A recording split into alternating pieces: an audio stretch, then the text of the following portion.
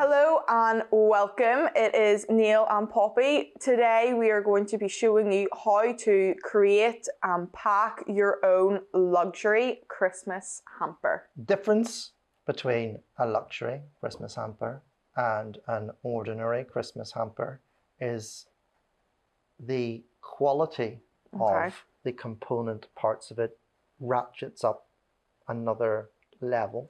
A hamper is quite luxury, but we're talking about luxury Christmas hampers. Yeah. So designing how it lays out, because it's tricky. Yeah, the wicker is a lot more robust. There's not a lot of wiggle room. You do have to maybe spend a few extra minutes on this first step once you've got your products, creating this first layer that will be the first thing they see after they lift the wicker lid. So how to do it quickly, easily, with as much information passed off as possible. So what we have is we have the first level of how we want the hamper to be presented when you open it. That's very important.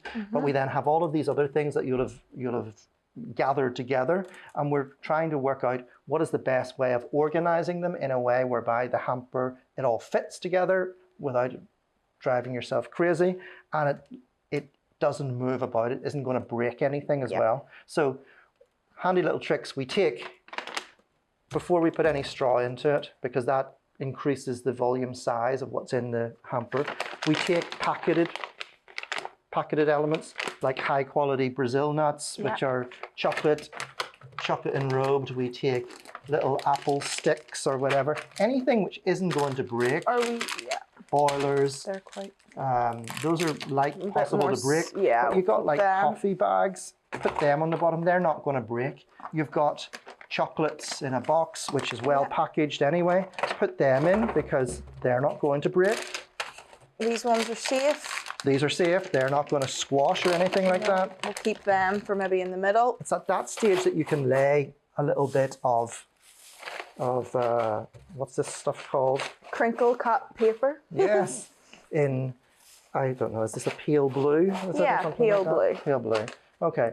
Once you've got that done, now you're looking at the things which are potentially problematic. Definitely these 3 jars that we've got. Okay. So when you've got the glass jars, you're looking at basically placing them in a position whereby they are not going to be close to each other. Okay.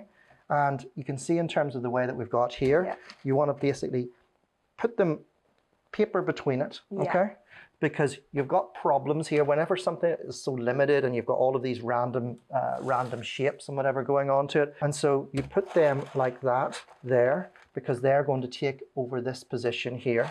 So you have the 3 jars and you just basically put straw between it to stop them from rubbing together against each other. Okay. Because what you're going to do is this product here is going to sit on the top of it. And do you see that? Yeah, steady. This product here could be a problem because, as you can see, it's big. It's quite bulky. It's tall. There is a way around it, and we're creating a jigsaw. There's always a solution to every problem. So we'll put it into here, and then we'll try to improvise around that, because that's the lowest point that we possibly can, and then we'll rejig this so that the products can fit into it. It does mean then that this facade is going to take a more prominent appearance than you would possibly want. But sometimes you've just got to roll with the punches type of thing. So we'll place the rest of the products in here. I think we have this and this sort of going along. We like to use to the edges, because the wicker is sort of riggedy-raggedy and whatever and doesn't be straight. Use straight products to sort of straighten your borders out. And we can put our biscuits and now into the corner. Slot in there. They can slot down there. Super. And as you can see, what you've now got is you've got like another layer whereby the final things can go on top. So we'll place the butler's chocolates there. Yeah. We've got space for our pudding. We've also got space for our tin tea because we want the tin tea out. It looks kind of nice. And then we've got our Christmas cake. It slots into the top corner like so. And that just happens to leave us with just the perfect space now for our cheese. A cork cheese, okay? Okay, so I have done my little buckles, and I'm just going to finish with a ribbon for that final luxurious professional touch. So that is the final look, the final touches for our luxury Christmas hampers. If you're looking to create different variations of a Christmas hamper, please do check out our other videos, and thank you for watching.